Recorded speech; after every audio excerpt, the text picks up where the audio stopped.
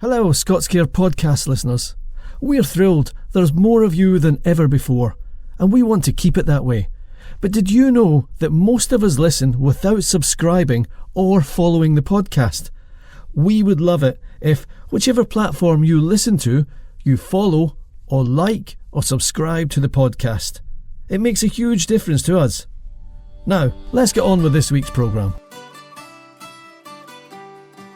Hello, I'm Marcus Railton, and welcome to Series 3 of the ScotsCare podcast. ScotsCare is the only charity dedicated to helping disadvantaged Scots across London, breaking the cycle of poverty through services such as financial support, homelessness, mental health therapy, family support, advocacy, sheltered housing, social events and befriending, amongst others. In the new series, I'll be chatting with guests from all backgrounds, all with one thing in common: Scottish roots. Listen to the ScotsCare podcast to hear their story. We're kicking off Series 3 with a huge name, Sir Alexander McCall Smith, the worldwide best-selling author of the #1 ladies detective series. He has sold around 30 million books worldwide, which is not too shabby. Amongst many other things, he's also the originator of the idea for the Great Tapestry of Scotland, a wonderful piece of art that depicts 420 million years of Scotland's history. We kicked off our blether about that subject. I also asked Sir Alexander about his boundless energy and positivity, something he exudes in every aspect of his life. We spoke about the joy of eavesdropping, actually, and why he still loves living in his hometown of Edinburgh. We even started to flesh out a story idea that I had and he said he would like to write about. Now that would be something. Stay tuned at the end of the interview for a bit more chit-chat and to find out who's coming up next time on the podcast. So here we go, on the first episode of Series 3 of the ScotsCare podcast with Sir Alexander McCall Smith. ScotsCare, the charity helping to break the cycle of poverty some Scots find in London. Hello. Hello, Sir Alexander McCall Smith. You're early. Very good to see you. Very good to see you. Are you in a proper studio there? Well, it's a cupboard, actually. It's a converted, I think we did it during COVID when I was doing a lot of stuff at home. Yeah. And unless, to be honest, Sir Alexander, unless the kids really kick off, it works well. Please call me Sandy, by the way. I'm usually known as Sandy. That was one of my first questions. I made the mistake many, many years ago as a kind of young journalist of referring to a certain pop star by his first name, and his management stopped the interview and said, "Can you just redo that? It's Sir." And then Oh dear me. I was always a bit aware after that. Hey, listen, I got to talk to Alistair Moffat and Jan Rutherford at the at the Borders Book Festival. Yeah, it's the St Andrews Book Festival at in Knightsbridge. St Andrews, yeah. Oh yes. About the Great Tapestry of Scotland, and I was very nervous about it before because they asked me to do it, and I thought I don't really know anything about tapestries or crafting or anything like that. Yeah. And so I went into it with great trepidation, and I thoroughly enjoyed it because they were both brilliant. Alistair Moffat is, they're both such live wires. They're tremendous. I mean, Alistair's a terrific character. He does, and he writes wonderful books, and he's very prolific. But he's also he's the nicest of men. He's a terribly nice man, and he loves a party. He's got a fund of wonderful stories. And Jan Rutherford is terrific. She does all my sort of events and things like that. And Jan is a wonderful person. They're great people. Those. Yeah, they worked very well. They both kind of bounced off each other tremendously well. And I had said to Alistair, I was kind of teasing him about why my team, Partick Thistle, wasn't included in the Great Tapestry of Scotland, and he kind of really went with it. And I thought, oh, that's wonderful. It really it made it very light-hearted. Alistair, I mean, the business about what went into the tapestry was, as you can imagine, a very difficult one because everybody had their case for particular things being put into it. Alistair was adamant right at the very beginning when we were talking about the content of the tapestry. Alistair had we're very keen that Lulu should be in Yes, it, yes. and indeed she ended up in it. But that I always remember his attachment to Lulu. It's a great choice, but it's like, how do you choose Lulu over the Bay City Rollers or Wet, Wet, Wet, or I don't know, other, great Scottish artists, but I don't Yeah, know. I know it was a very very difficult one. Anyway, here we are. Sandy, can I ask you, when you talk about your writing, you often say it's an affirmation of life. And I wonder whether is that just you as a person, and did you come to this? Because this is a kind of personal question for me just to kick off. Did you come to this later in life, or I kind of took youth for granted. And I wondered whether you've always just been a very positive person, really appreciated life. Well, I suppose, I mean, it's rather difficult to talk about one's own approach to life with objectivity, because inevitably one's going to take a particular view of one's own vision of the world. I suppose I probably would take a positive view of things, and probably have tended to do that throughout my life. I don't regret that. I think that if you look at the world, you can see the world quite understandably as a vale of tears. The world is a difficult place for so many people. For many people, it's a place of sorrow and suffering. But at the same time, it's not just that.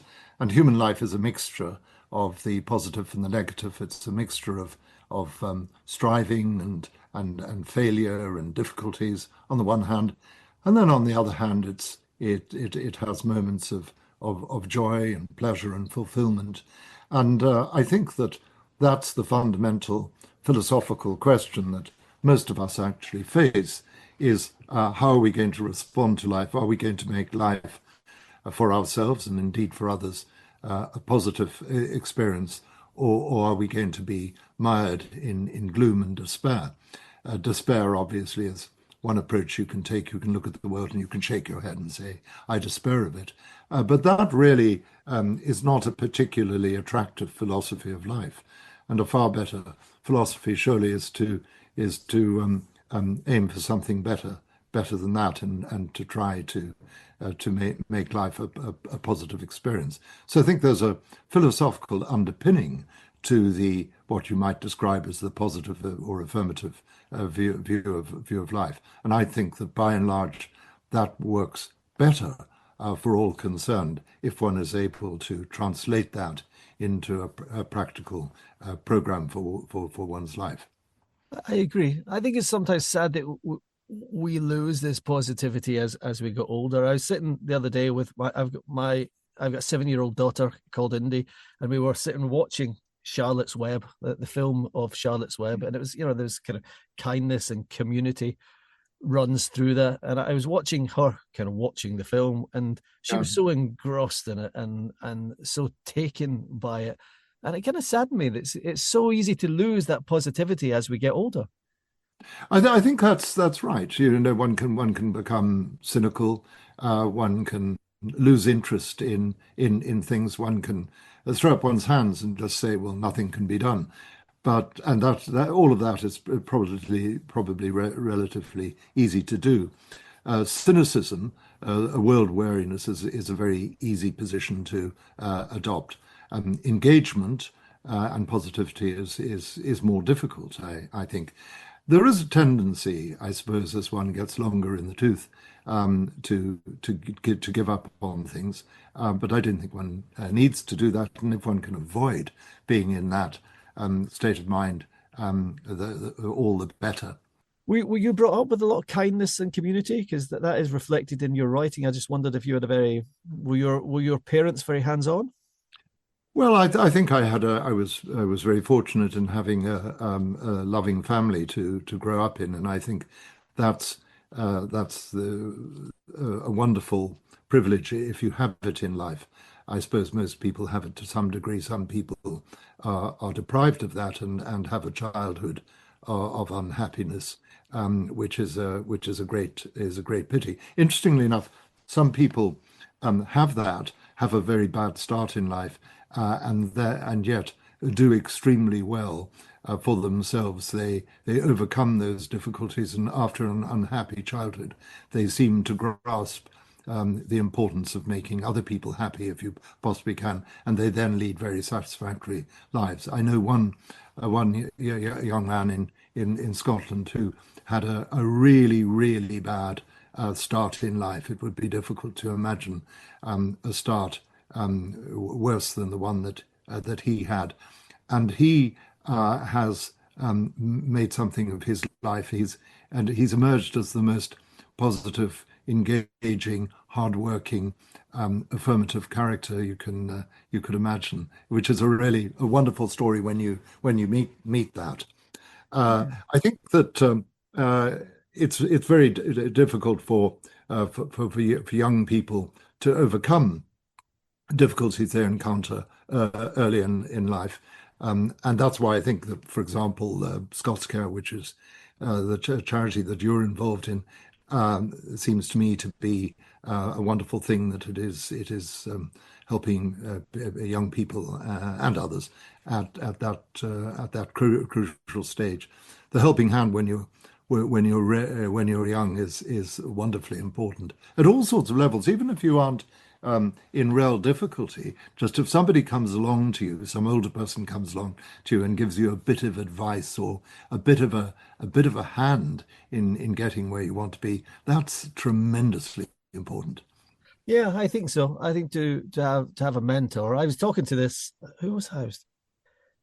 It might have been. I spoke to Denise Miner, the crime writer, the other week, and we were talking about. I think it was her I was talking to. Oh no, do you know who it was? It was Lawson Muncaster, the managing director of City AM. And because we were talking about journalism, and I was talking about one of my mentors being Derek Jameson, and the former newspaper editor. But the way he mentored me was extraordinarily hard, and probably he was very much a man of his time. I think probably the way he mentored me was kind of seen as unacceptable these days, because I remember, and I've said this before, that I once got a thing wrong when I was at the BBC with him, and he kicked me up the bum, and which and I always remember it, and I didn't get anything wrong again. It was I got an age wrong, and he went on and he broadcast that, and the age was wrong, and he got furious at me, and I and he must have been, he was cracking on by this point, Sandy, and he chased me out of the radio studio, and I was trying to get the big heavy door open, and he just caught me as he kicked me right up the bum. But that's unacceptable these days. But he was a brilliant mentor, and he taught me so much. He taught me so much about writing and so much about what makes a story that I still value that. So it's wonderful to have these people in. I think it is, and it actually carries great responsibility. That I remember that I used to lay great store by things said by people whom I admired. And so if somebody is listening to you, you've got to be terribly careful that any advice you give them is balanced and responsible, and because it may be acted upon. It's a very difficult role that, or I think one stands in awe of the power of a mentor in certain circumstances. Yeah. And my middle boy Rafe, he's 12, and we were driving somewhere recently, and he's been on at me too. He's got a YouTube channel which I keep a very close eye on, and we were talking in the car the other day, and I was trying to explain to him that these days his path is a much more difficult path to navigate than probably you or I had, because nothing was recorded. When I was, and I'd have probably been cancelled 30 times over as a young man. But Rafe has to worry about these things, because anything that he puts up there that he might not realize because he's so young could be seen as inappropriate in the future, and it could come back and, excuse my French, bite him on the arse. Yes, it is difficult. Of course, we live in very censorious times, and we live in very unforgiving times as well. I think that's a major flaw in the sort of society in which we live, that people are not prepared to be tolerant of the failings of others. We all have our failings, and some people will fail in some respects, and need to be. You could point out the failings, but you shouldn't you shouldn't be unwilling to give them a second chance, for example. I think that the climate in which we live is really very threatening and is very has a very how should I put it, inhibiting effect on freedom of speech, for example, because people are frightened to say anything.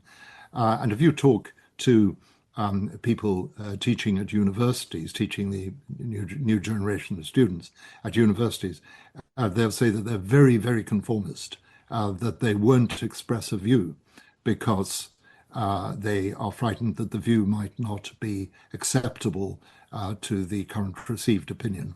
And that's very dangerous. Yeah, that never ends well, does it?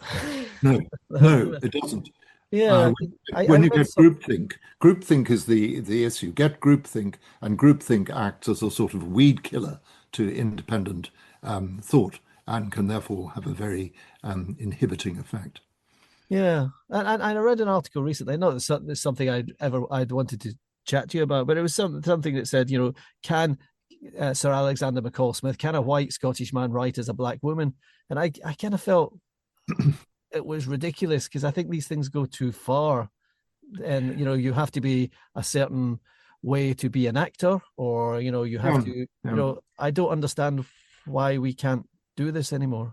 I think that you have to be careful that if you're writing about people who have had a different historical personal experience from your own, you have to be cautious about it, and you have to realize that you might misrepresent something.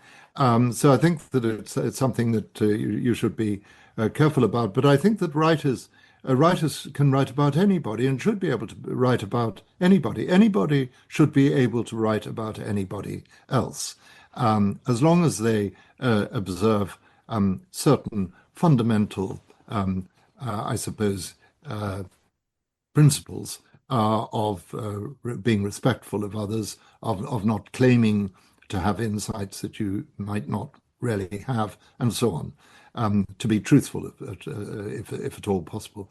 So I take the view that people should not be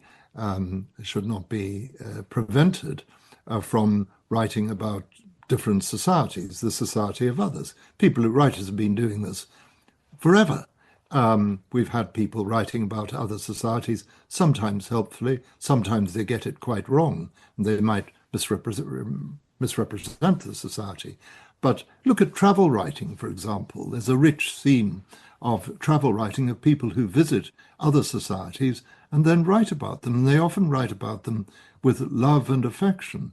And they bring those societies to the attention of people who otherwise might not have seen much about them, might not have experienced them. And this is a fundamental aspect of human inquisitiveness. We want to know about other people, we want to understand other people, and therefore people should be able to write about them, and people should read about other people. At ScotsCare, we recognise that most families who come to us for help have a bundle of issues to face, and it can be overwhelming. But you don't have to face them alone. ScotsCare's family support workers offer practical help and emotional support when it's needed most. Your own writing crosses many genres, and James Naughty, the broadcaster, said that you've got a never satisfied curiosity. And is that how you've managed to stay so prolific? And actually, something that I did talk to Denise Minot about was that writers tend to read between the lines. They have a curiosity. And is there any kind of downside to having the mind that you and probably Denise have, that you do read between the lines, or that you have a never satisfied curiosity? Is there a danger that you see the dark side of life too? Well, yes, I suppose one might, and there again, it's a question of being reflective about one's approach to life. And if you find yourself concentrating on the dark side of life, you should perhaps ask yourself, are you too concerned about that? Are you seeing the full picture? I think obviously a certain amount of balance is required. Now, writers operate in different areas of the spectrum. You'll have some writers who write about the harsh face of our world and our times, and then writers who concentrate on the more positive, and that's perfectly all right. Writing is a broad church, and we want all sorts of approaches to life. I think that curiosity or inquisitiveness, interest, you could call it in others. All of those things are very important in a writer, and if you don't actually have that curiosity about the world and desire to understand the world, to get under the skin of situations, then you're probably best doing something else other than writing. Writing, I think, involves that fundamental process of trying to get into things and trying to get into the mind of another, get into the shoes of another, and see the world from their point of view, to work out what makes them tick, to look at situations, to rise and wonder what the mechanics are behind those situations, that sort of thing. I think if you're a writer, you tend to be the sort of person who goes to a restaurant and ends up being far more interested in what's happening at the other tables than at your own. I love overhearing conversations. Now, I know that you shouldn't eavesdrop. You shouldn't really put your ear to the keyhole, so to speak. But it is when conversations come your way and you hear other people talking, I think that's all just to the mill. Oh, it's fascinating. I'm terrible at that.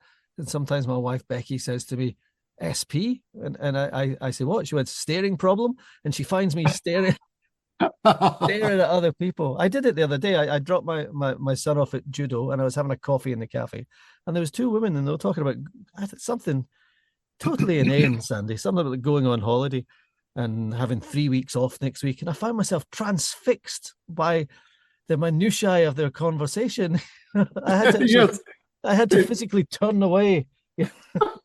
It's fascinating, and sometimes you feel that you really would rather like to intervene and say, well, in my view, and give them the view.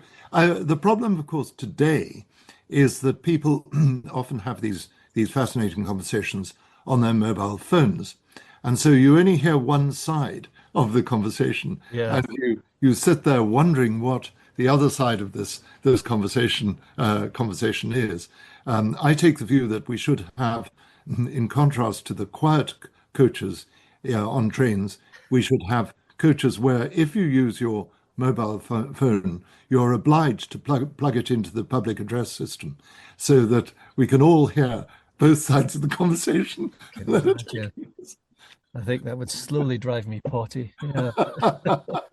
But little snippets can be fascinating if you're traveling on a bus and you hear somebody say something which is really very intriguing, and you wonder what the outcome of the situation is. So somebody will say, "And then what did you say to him? And what did he do?" It really is very, very interesting. I overheard a wonderful conversation in Edinburgh some years ago now. I was walking up Churchill towards Morningside, which is a very well set area of Edinburgh, sort of become a bit of a joke in the view of some. And there were these two Morningside ladies walking ahead of me, and I couldn't help but hear their conversation, which ran as follows. One said to the other, "Would you look at the state of the pavements?" And the other replied, "Yes, just like the rest of the world." And that's very funny in an Edinburgh and Scottish context, I think. I'm not sure how well that joke translates, but there's a slight air of disapproval, you see, in Morningside ladies. They slightly disapprove of the world, and the pavements are, in Morningside, they say, becoming just as bad as they are elsewhere. I like that. Yeah, is that kind of Scottish humour? Somebody said to me recently, I think it's the Glaswegian conversation is 98% sarcasm. Yes, that's true. I'm not sure about the percentage, but it is very interestingly enough, if you get on the train from Edinburgh to Glasgow, the humour changes when you arrive at Queen Street. station. There are two different countries there, you know. They're two different cities. They're two different cultures. They're only 40 miles apart, but they complement one another rather well, and it's a friendly sort of rivalry. But Glaswegian humour is different from Edinburgh humour.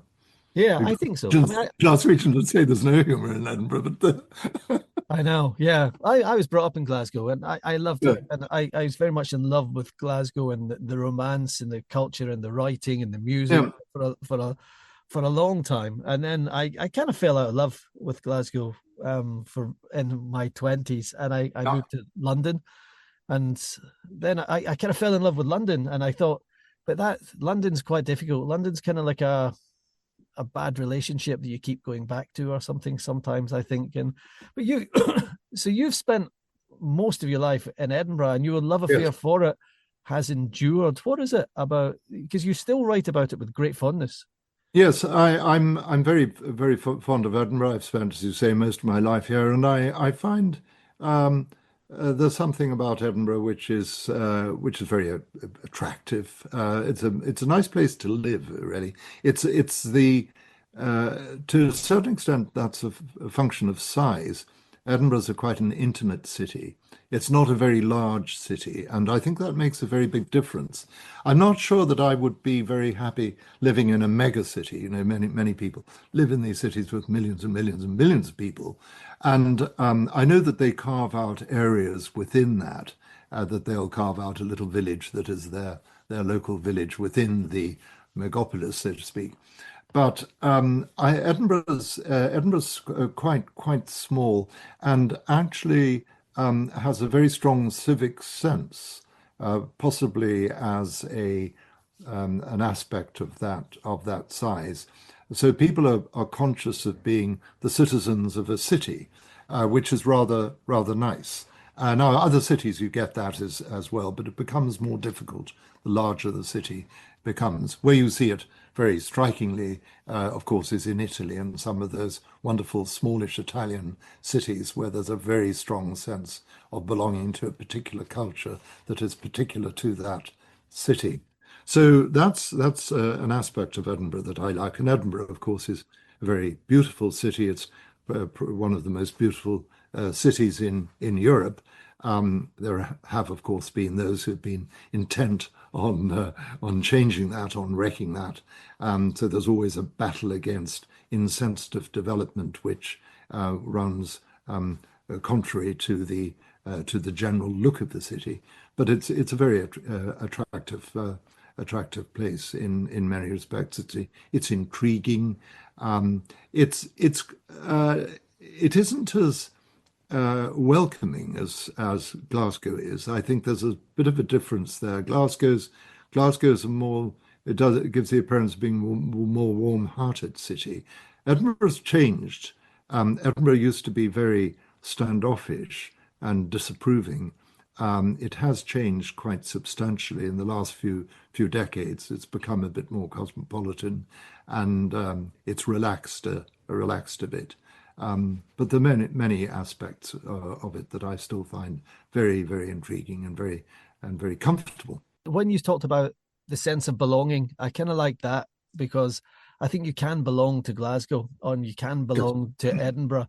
And Yes. I think one of the things I found with living in London for such a long time is that you can disappear completely. It can, for a city with 8 million people, you can become very lonely and isolated in a city like that. And I think that's actually what ScotsCare deals with a lot of the time, is the isolation and the loneliness that people feel when they move to these mega cities, as you call. But it's very easy just to lose yourself in a huge place, isn't it?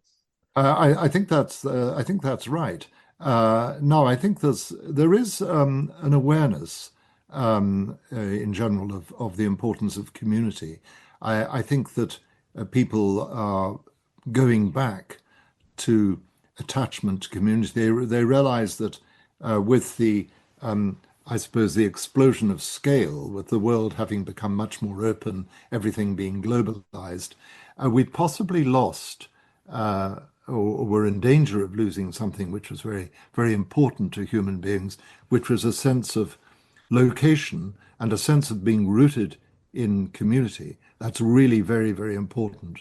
And without it, I think we can feel confused and alienated.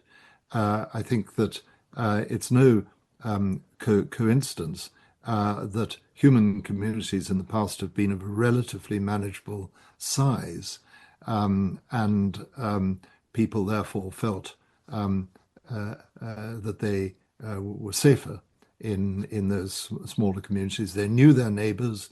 They knew that the neighbors had a common experience to the experience they've had, and so on. And so that leads to a greater degree of social cohesion. Now, the difficulty with that is that human populations have become so large that you can't go back to the intimacy of the village. That's just not possible for most people. Most people are living now in sizable cities, and that's going to become increasingly the case as human population grows. So can we create community within these larger units? And I think people are trying to do that. There are many efforts directed towards that. And it's interesting that we do hear people stressing community and communitarianism as being objectives when planning decisions are made, when we talk about various possibilities for people to interact with one another. Talking about Edinburgh, Edinburgh, I think obviously still inspires you. And I read a quote, and you said, people walk along and admire the marvelous Georgian terraces, and yet they don't really get an idea of the complexity of the lives behind those front doors. And I read that, and it almost feels slightly mischievous, Sandy, kind of like going back to what we were talking about earlier. It's like it kind of piques your interest, obviously, of what's going on, like that one half of the conversation on the mobile phone. Yes, I think that's right. I think that if you walk along a street and you see the houses along the street, and you may get a slight glimpse because windows are open and curtains aren't concealing what lies within. You may get a glimpse of lives within, but it's very interesting to speculate about what lies behind the front door. Indeed, when you meet people in the small exchanges of life, just casual meetings with others as you go through life, surely that's something that we're naturally inquisitive about. What is this person's backstory? Where is this person from? What have their experiences been? I find that I think that all the time when I see people in the street, or when I encounter people in say in the small transactions of life. It's very, very interesting to wonder what difficulties have they had, what are their ambitions, what sort of music do they like, what do they read, what are their aims in life. It's very, very interesting. Yeah, I think I ask all those questions, and I kind of just turn myself in circles. I kind of get frustrated, but maybe is it too simple to say that the writing makes sense of that for you because you are able to extrapolate and create those lives? To an extent, yes. I think that's to an extent true. I think that writing is a process by which one makes sense of the world. I think that's why many people want to write a book. An extraordinarily high proportion of people will say to you, I've got a book within me, or I'm going to write a book, or I'm writing a book. It's amazing how many people actually are putting pen to paper. And why are they doing that? I think one of the reasons is, as you suggest, they're trying to make sense of the world. And it's significant that when they do write their book, they often will reflect on their earlier years, on their background, on their childhood. Many first novels, the published or unpublished, do go back a bit and try to sort out the issues of childhood and of young adulthood. People are very interested in exploring those. So yes, fiction makes sense of the world. We want to understand the world. We also like a narrative which explains how the world is, and we want resolution. I think that's very important. We Yeah. want resolution, just as music must resolve, or we feel that the piece of work is unfinished. Similarly, I think with fiction, you have to resolve the issues that you have brought to the attention of the reader. That's interesting to say that, because when we transfer that to television, I think one of my frustrations with modern television is that things never end anymore. And because it always seems like some kind of cash grab. We can do another series, or if you're American, another season. And, all that seems to happen is that things get worse and worse and worse. So I kind of prefer it when I look at something on Netflix or Amazon and it says limited series. And you think, I'll watch that because that has an ending. Yes, I see what you mean. And yet, when you get a good series and you've really enjoyed it, there's often a feeling of disappointment at the end, that you've got used to the characters, you like the characters, you want to spend more time in their company. And I often find myself a little bit disappointed when I realize that that's the end of the series, and if I particularly enjoyed it, I want more. And then you read online that a new series, a second series, is planned, and that will be broadcast 2 years hence or whatever, and you feel very, very frustrated about that. I recently watched a wonderful, very beautifully filmed Australian series called High Country, which was about various goings-on Yes. in the mountains of the Australian state of Victoria. And the central character, the woman who played the central character, was a very, very sympathetic, interesting actress. And I felt really bereft at the end of that series. It's as if friends have said, well, that's it, we're not talking to you for a little while. Well, that's success, isn't it? If you become so immersed in it. My brother used to do this real thing that I found very unhinged, that if he ever found a really good book, he would read 3/4 of it and then he would just shut it and go, that's it, I'm putting it away, because he never wanted it to end. And I said, it might be a wonderful ending. I can't take that chance. I can't take it. It might be a bad ending. It might be disappointing. Oh, well, that's an extreme response. Can we talk about two of your books that kind of touched a note with me recently, the Perfect Passion Company books? Mm-hmm. Because I used to live the Perfect Passion Company books. For anyone who doesn't know, they're about an old-fashioned marriage bureau, and again, it's so you, Sandy. It's wonderful.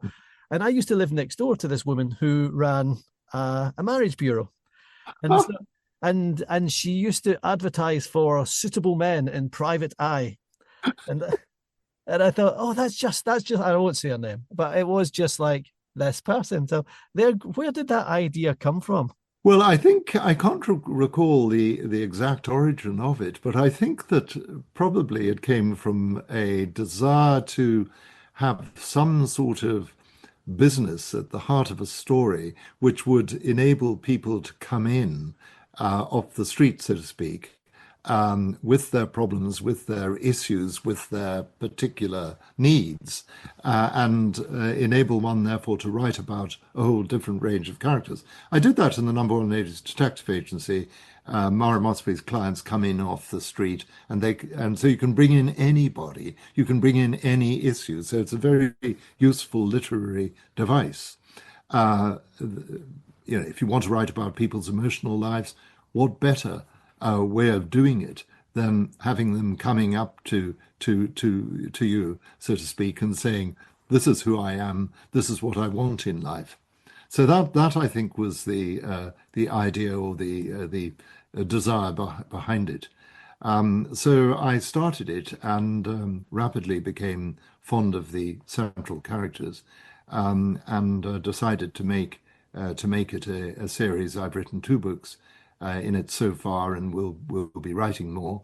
And I very much enjoy writing a series of books because you get to know the characters, you get fond of them, and you spend a lot of time in their company. And then each year, when you do a new book in the series, there you are sitting down with them again, encountering them again, and it's like being with old friends. Love what ScotsCare does? Help us spread the word. Share this podcast, tell a friend, or give us a shout out on social media. Like and share our posts. The more people that know us, the more Scots we can support. One of the themes that runs through quite a lot of your writing is love, and you've said that love transforms the world. And I just wanted to briefly talk about that because you're a parent and you're a grandparent, and love can be wonderful, but love can also be overwhelming and drive you absolutely potty, can't it? Oh, absolutely. Love is one of the central experiences of our lives. For many people, it is the most important thing in their life. It's their most important desire. We want to be loved because we are social beings. Now you can look for the roots of that in various ways. You could take a sociobiological approach, and you'll say that we need to be loved. We need to cultivate love because we need to collaborate to survive, which is probably true. Love is there. Love is a very big thing in people's lives, as is music, interestingly enough. If you think of the lives of most people, what are the two things that seem to be most important to them? I think it's probably their love life, their relations with other people. Now, one would include in that friendships as well as love. And then I think another thing which is terribly important for most people is music. They're very receptive to music. We are a musical species. And that music gives us a glimpse of order. It gives us a glimpse of beauty, all of the things that we yearn for. But love is really at the heart of it.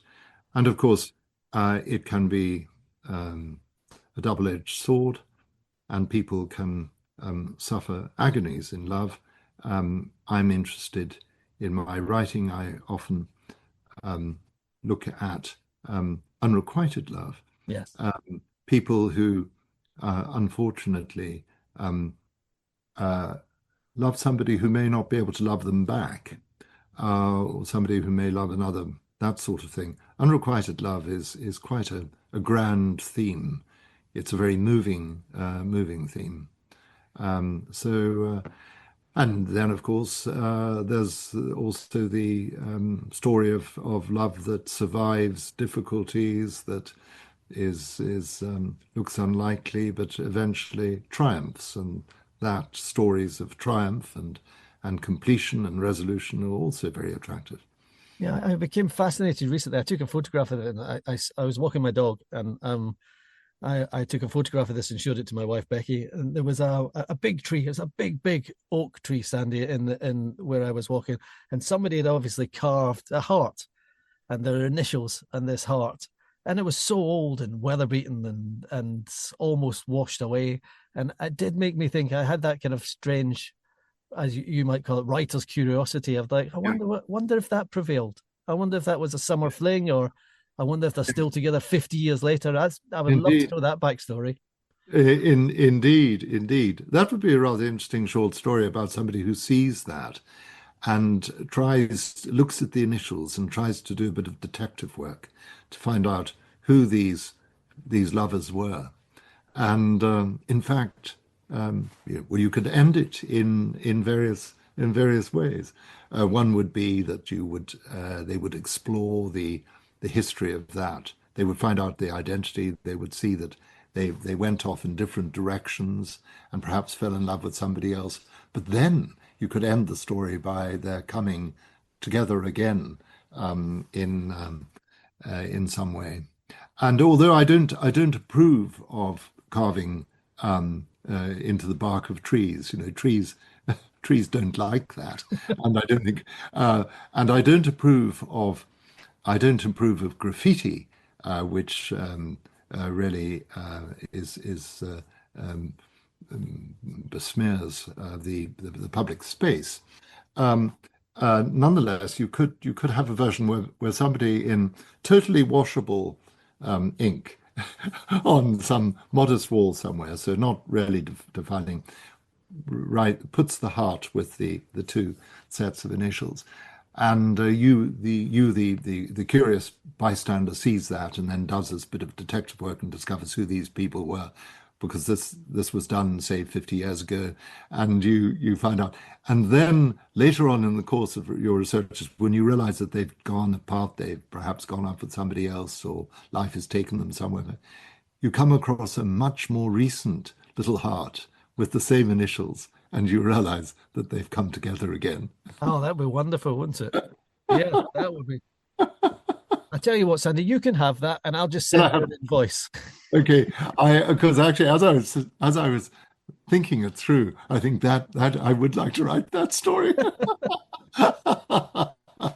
Before you go, I do want to talk about music. Just Yeah. a couple of the final questions for you. You spoke about music, and you have formed the really terrible orchestra. Yes. Now, are you just being modest? Because surely you're accomplished at everything you turn your hand to. I can't believe you're a terrible musician. Oh, I am. I'm not a very good musician at all. I'm a very, very amateur musician. I play wind instruments really not very well at all, badly indeed.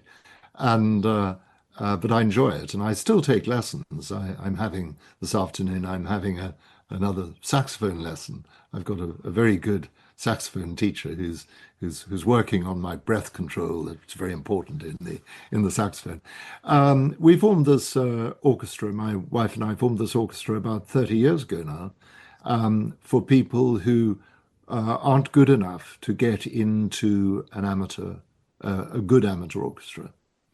So it's for people who really can't play their instruments particularly well.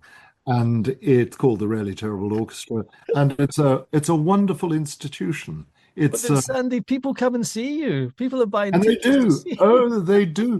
We do an annual concert at the Edinburgh on the Edinburgh Festival Fringe, and we get 500 or 600 people come to listen to us, and they come because they love the idea of a group of rank amateurs trying to play this music, struggling to end at the same time, struggling to get to the and it goes down very well. And the orchestra actually is a serious point to it. The orchestra is a wonderful opportunity for people to make music with other people, which is a marvelous thing to do. People love making music with others, and I think that these amateur choirs, these amateur bands, orchestras, etc., all do a wonderful job in that respect. Music has tremendous healing possibilities. It heals so well. It brings people together.